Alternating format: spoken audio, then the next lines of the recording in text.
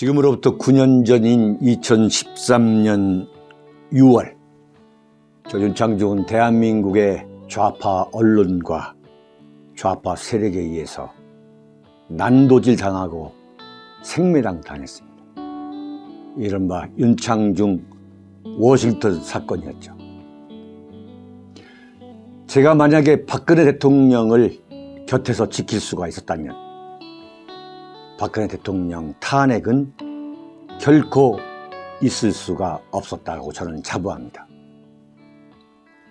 제가 3년 동안 죽음보다 더 고통스러웠던 은둔과 집거를 하는 동안에 제가 피눈물로 쓴 저의 억울함을 고백한 책 피정, 그리고 박근혜 대통령의 탄핵에 관해서 대한민국 언론과는 정반대로 오로지 정의와 양심에 따라 쓴 윤창중의 실록, 모두 6권의 책을 여러분에게 권유하고자 합니다.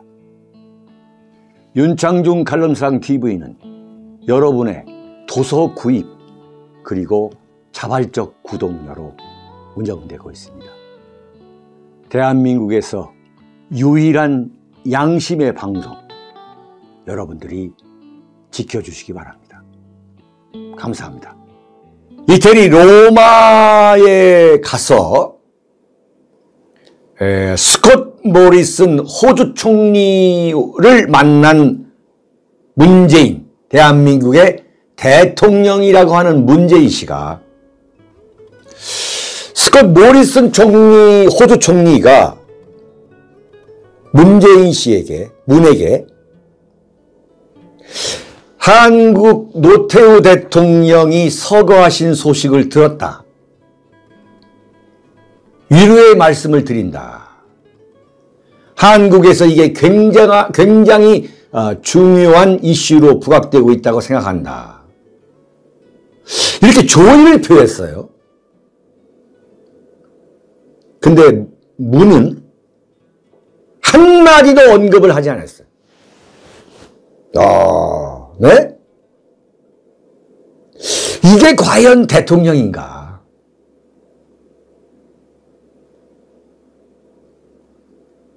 노태우 대통령이 서거했다, 그 소식에 대한민국 좌파 언론들은 일제히 노태우 사망이야, 노태우 사망.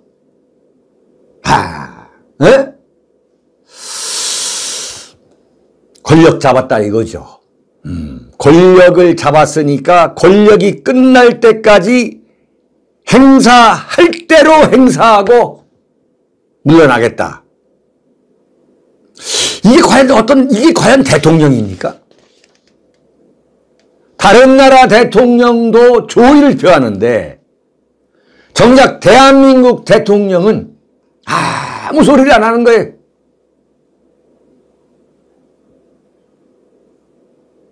그러면서 이 서울대 노태우 대통령 장례식장에는 비서실장하고 정무수석만 보냈죠. 사랑하고 존경하는 대한민국 국민 여러분, 해외 동포 여러분, 이 문씨 일당의 말로가 정말 어떻게 될 건지, 대한민국을 지켜주고 계시는 역사의 신과 함께 우리가 한번 주목해 봅시다. 너무나도 기가 막힌 이야기예요.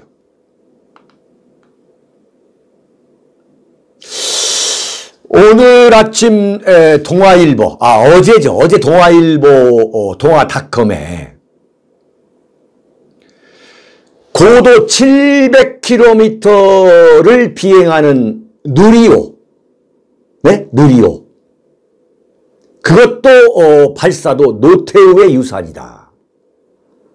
문재인은 국가에 무엇을 남길 것인가 라는 제목의 칼럼이 주간동아에 실린 그 칼럼이 동아닷컴에 올라왔더라고요.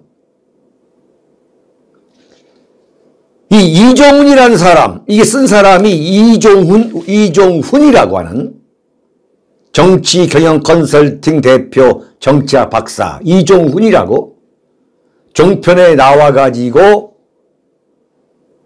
일방적으로 좌파 진영 입장에서 정치 분석을 하는 사람이죠.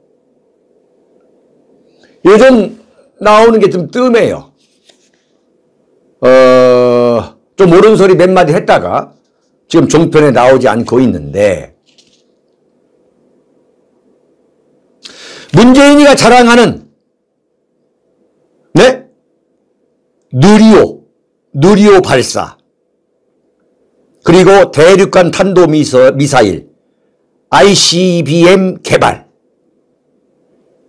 또한 그 잠수함 탄도미사일 SLBM, 이게 모두가 세계 7번째로 거둔 성과인데, 이것은 노태우 대통령의 추진에서 출발했다. 노태우 대통령이 소련과 수교를 하면서 소련한테 30억 달러 차관을 빌려주는 대신에 들여온 그 기술로 인해서 문재인이가 지금 자랑하고 있는 누리호 발사, SLBM 발사, 이 모든 것이 노태우 대통령에서 출발한 것이다. 이런 칼럼을 썼어요. 아주 신통한 칼럼이에요. 네?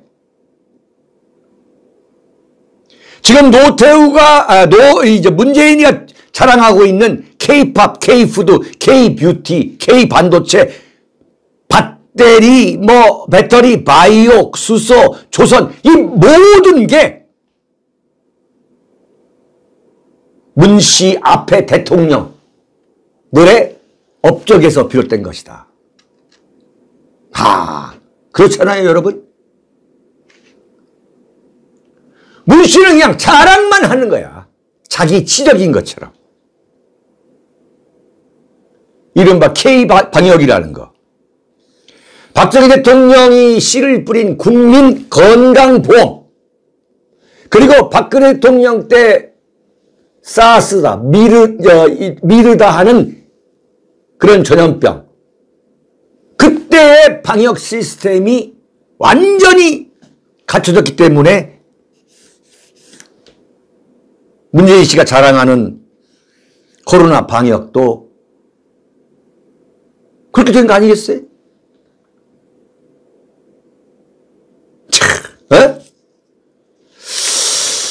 자, 그런데 호주 총리가 노태우 대통령의 서거에 그 조의를 표하는데 입을 다물고 있는 거예요. 우리가 결코 잊어서는 안 되는 거예요. 네? 결코 용서할 수 없는 거예요. 이건 완전히 사기야, 사기. 그야말로 거대한 사기야, 사기. 문재인 정권은 한마디로 뭐냐? 거대한 사기인 거예요. 이런 결과가 왜 나왔느냐? 박근혜 대통령의 탄핵에서 이 모든 게 출발한 거예요. 문재인 사기 정권의 출발은 박근혜 대통령 탄핵에서 비롯된 거죠. 그렇기 때문에 우리가 김무성과 유승민, 탄핵을 성공하도록 한 김무성과 유승민에 대해서 우리가 일관되게 비판적 입장을 갖지 않을 수 없는 거죠. 여러분, 대한민국에서 40년 동안 현대 정치사를 지켜봐온 정치부 기자 윤창중이가 오늘 과연 대통령 문 씨는 어떤 대통령이었고 어떤 유산을 대한민국에 남기고 떠날 것인가? 이제 정확하게 5개월 10일 남았습니다. 그 지긋지긋한 문재인 정권이 이제 5개월 10일 남았습니다.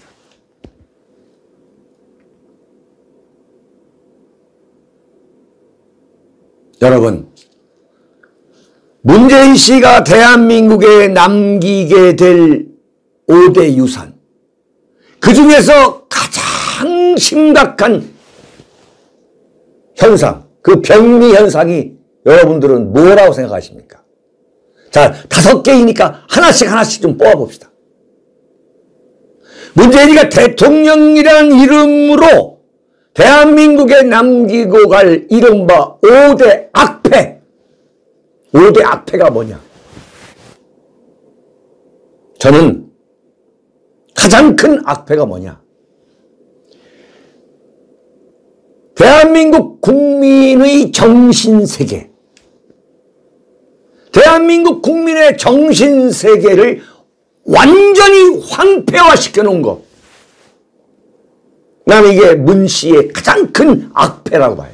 첫 번째, 네? 굶주린 늑대들, 조국이, 문제는 말할 거 없고, 윤미향이, 추미애, 이재명의 일일까지 대한민국을 완전히 그냥 뜯어먹는 이 굶주린 늑대들, 응? 대한민국을 완전히 그냥 죄물로 삼아가지고 대한민국이 70년 동안 피와 눈물로 만드는 이 어마어마한 대한민국의 공적을 문 씨를 비롯한 이 일당들이 뜯어먹는 그 장면을 무기력하게 바라볼 수밖에 없는 대한민국의 이 정통 보수 우파들의 심정. 너무너무 황폐해져 있는 거예요. 대한민국에 대한 희망, 대한민국에 대한 희망을 잃어버리게 한 죄가 나는 문 씨의 가장 큰 죄라고 봐요. 대한민국 이 국민, 대한민국의 건국과 산업화와 민주화에 앞장서온 대한민국 주류를 완전히 괴멸시켜가지고 이 정치 무대, 현실 무대에서 퇴장시킨 이 대한민국의 주류 세력들의 그 의식의 정신세계의 황폐화. 야, 대한민국이 과연 희망이 있는 나라냐?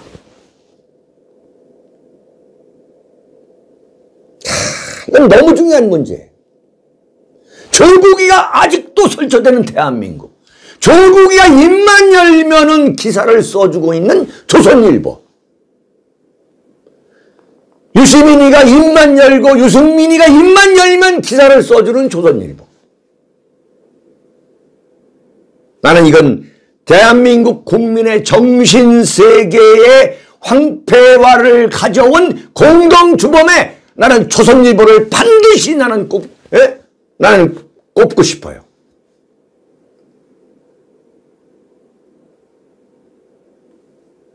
두 번째는 뭐냐? 대한민국의 종북화와 종중화입니다. 대한민국의 종북화, 종중화야. 대한민국 대통령이 입만 열면은 친중인 거예요. 대한민국 대통령, 대한민국의 무슨 외교부 장관, 대한민국의 청와대의 국가안보실장은 입만 열면 친중이고 입만 열면 친북이고 대한민국 통일부 장관은 입만 열면 김정은 이 파견한 대변인이고 문재인은 수석 대변인이고 이런 비아냥을 듣고 정말 기가 막힌 이야기예요. 기가 막힌 이야기예요.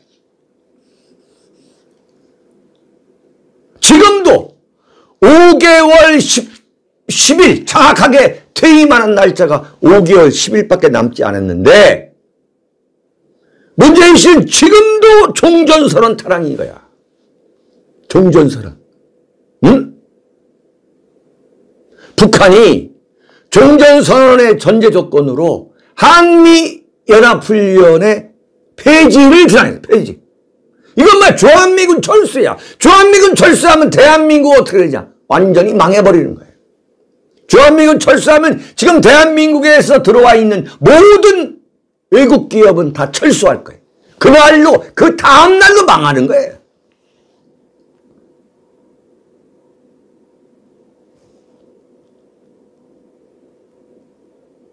남북군사협력. 남북군사협력이라는 게 뭐냐 이게. 휴전선 일대를 완전히 비무장화한 거예요. 완전히 비무장화. 그냥 내려오면 끝나는 거예요. 네? 완전히 대한민국의 종북화, 종중화전. 종중화. 기가 막힌 이야기예요. 정의용, 외교부 장관 정의용이가 이번 로마에 따라가가지고 중국 외교부장 왕이하고 회담을 했는데, 네? 거기서도 또 이 종전선언 논의했다고 발표하는 거예요. 중국은 아예 발표문에 그런 내용이 들어가 있지가 않아요. 이런 나라가 된 거야, 이런 나라가. 응? 제2의 북한, 중국의 속국이 된 거야. 이걸 어떻게 극복할 거야? 중국을 겨냥해가지고 강경화 외교부 장관이 삼불정책을 얘기했잖아요. 대한민국의 국가 주권을 완전히 포기한 그 선언을 했잖아요. 미국의 MD, 이른바 미사일 방어 시스템에 참여하지 않는다. 네? 그 다음에 사드 배치는 영구적이지 않다. 세 번째, 한미일 그 관계를 군사 동맹으로 발전시키지 않겠다. 이건 완전히 이건 중국의 속국인 거야.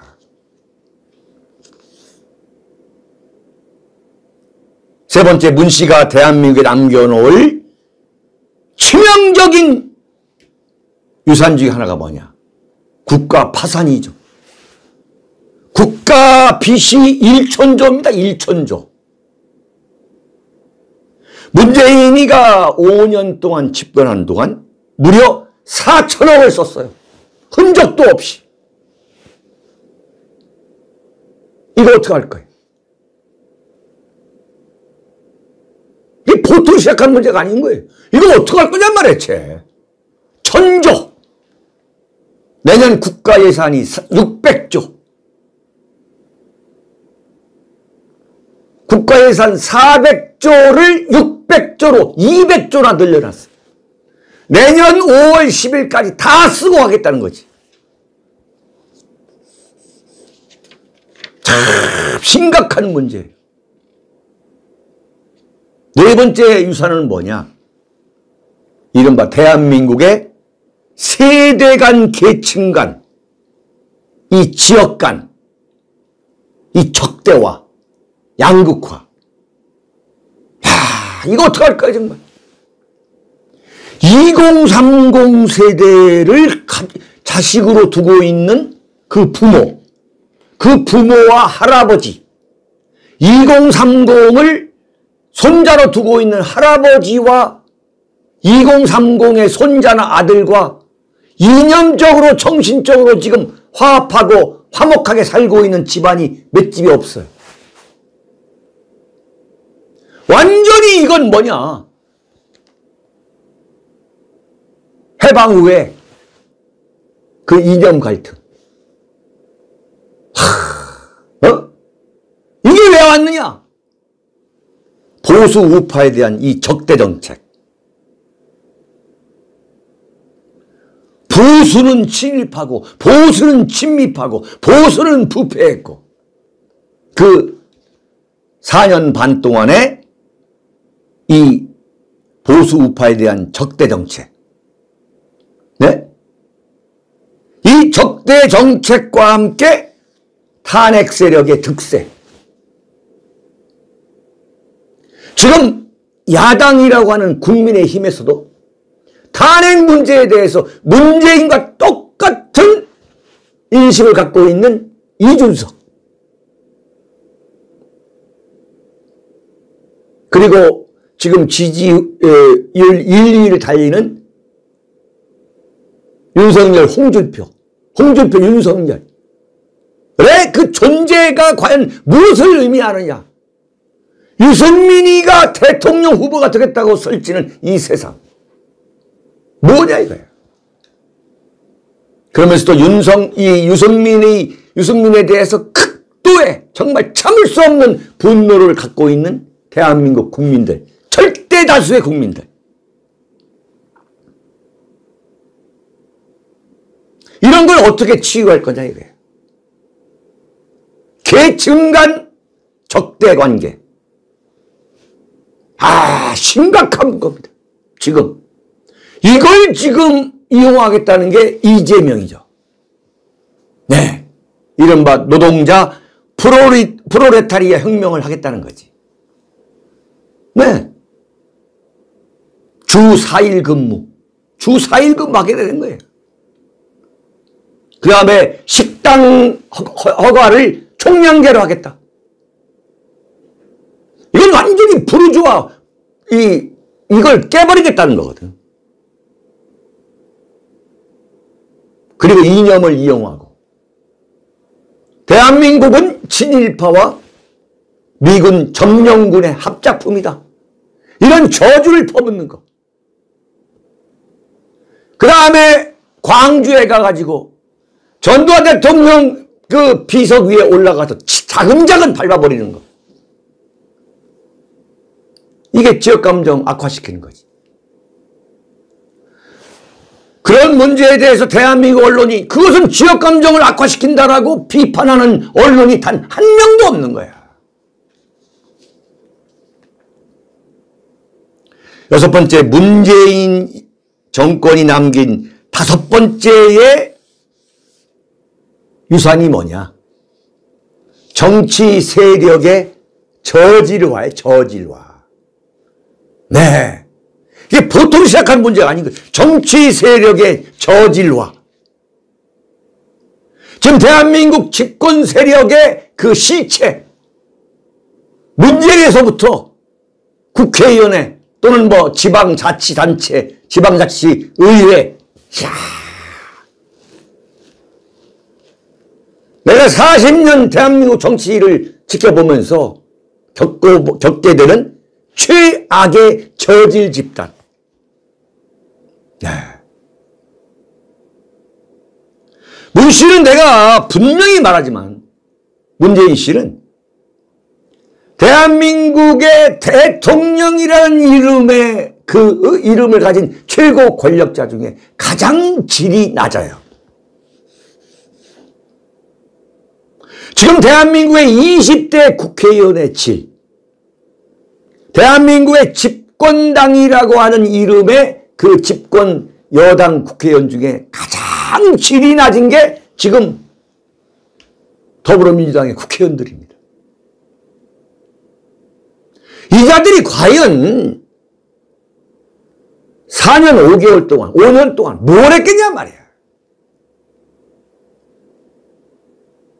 네? 뭘 했겠냐. 즉 대한민국을 놓고 역대 대통령이 남겨놓은 그 위대한 유산을 다 그냥 굶주린 늑대처럼 뜯어먹은 거야. 정치 세력의 저질화. 집권 여당의 정치 세력만 저질화됐다면 그건 다행스러운 일이라고 볼 수 있지만 야당, 국민의힘의 국회의원들의 면면을 따라보면 야 정말 민망할 정도로 저질이에요. 저질. 왜 당대표로 이준석이가 등장하게 됐느냐를 설명하는 건 뭐냐? 대한민국 국민의힘이라는 제1야당이 완전히 저질이라는 거예요.